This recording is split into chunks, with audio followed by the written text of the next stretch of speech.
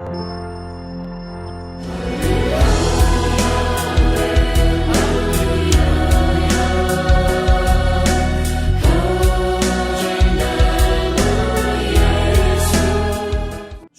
Bapak Ibu yang dikasihi Tuhan Yesus, mari kita berdoa. Ya Bapa Sorgawi, kami bersyukur atas segala kemurahan-Mu pada kami.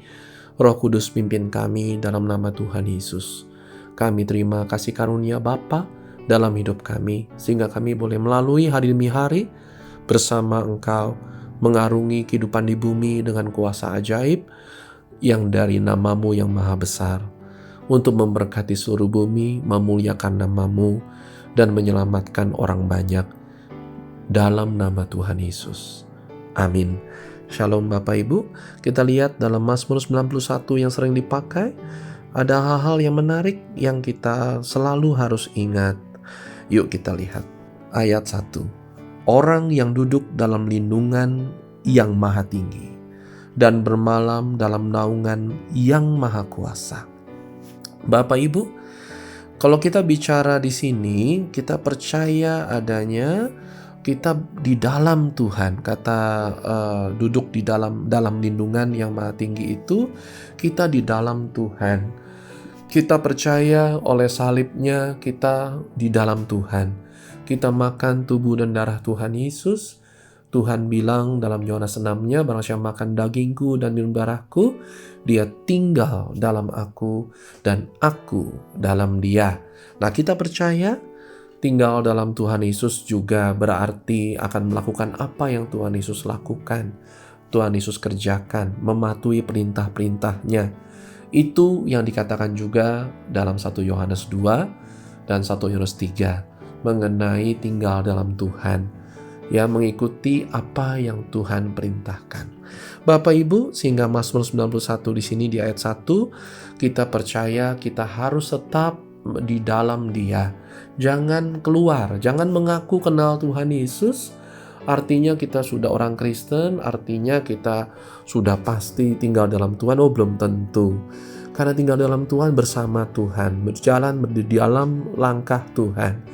Jalan-jalan yang Tuhan tetapkan, jalan kebenaran, jalan kekudusan. Ya, itu sebabnya orang-orang Yahudi saat itu bisa dikatakan oleh Tuhan Yesus dalam Yohanes 10, engkau tidak termasuk domba-dombaku. Kenapa? Karena domba-dombaku mendengarkan suaraku. Aku mengenal mereka dan mereka mengikut aku. Itu adalah contoh konsep di dalam Tuhan, bersama Tuhan minimum adalah mengikuti apa yang Tuhan tetapkan dalam jalan hidup kita, yang mengikuti maunya Tuhan itu. Hukum utama, kasihlah Tuhan Allahmu dengan segenap hati, segenap jiwa, segenap kekuatan, segenap akal budi, itu harus dijalankan. Mengasihi sesama manusia seperti diri sendiri harus dijalankan. Ya, itu sebabnya kita harus mengikuti teori Mazmur 91 ini secara benar, ya, bahwa orang yang duduk dalam lindungan yang maha tinggi artinya kita percaya, kita bahkan ada kata yang maha tinggi di sini, bahwa kita hanya yang merendah, bahwa kita mengutamakan Tuhan di atas semua. Nah, sehingga kita di dalam Dia, dalam segala jalan yang Dia tetapkan, jalan yang harus benar, harus kudus, harus mengasihi Tuhan, mengasihi sesama, harus peduli, harus saling mengampuni, dan juga kita mengakui kita ini siapa di hadapan Tuhan. Tuhan itu seberapa tinggi, seberapa besar dalam hidup kita. Jangan kita membesar-besarkan pentingnya keluarga kita di atas urusan Tuhan. Jangan pentingkan kekayaan dunia di atas urusan sorga. Nah, itu sudah di nomor satunya. Dan kata bermalam, ya di sini, ya bahkan ya kita bicara kata bermalam di sini, saya agak minta teman-teman menangkap, ya. Di sini under the shadow of the Almighty, kita bicara shadow-nya itu benar bayangan. Ya, karena dalam bahasa aslinya itu shadow-nya itu pada kata cell. Cell-nya itu adalah betul-betul shadow atau bayangan. Nah, sehingga kita percaya kita ini tinggal dibayangi, dipimpin oleh kuasa, dinaungi oleh Roh Allah. Yang itu yang kita percaya, Roh Allah yang menyertai. Kata Immanuel, ya disebut dia akan menyertai kamu selamanya, akan diam di dalam kamu. Dan itulah yang kita percayai, yaitu Roh Kudus selalu menyertai kita. Nah, kita lihat ya kemudian kita lihat di ayatnya kedua, akan berkata kepada Tuhan. Kata berkata berarti kita kalau punya iman jangan diam saja, apalagi kita disebut saksi Kristus, saksi Tuhan. Ya bersaksi ya harus berkata-kata. Nah, dalam hal apa? Minimum menyebut nama Yesus sebagai Allah kita, kuasa yang kita percaya. Jadi jangan dalam hati saja kalau kita lagi butuh, apalagi kita harus dibutuhkan di dunia ini, kita harus berdoa dalam nama Yesus, berkata-kata. Ya, tempat pelindunganku dan kubu pertahananku, Allahku yang kupercayai. Kita percaya Yesus adalah nama Tuhan kita. Ya, karena nama Yeshua itu dari dua kata, penggalan kata YHWH.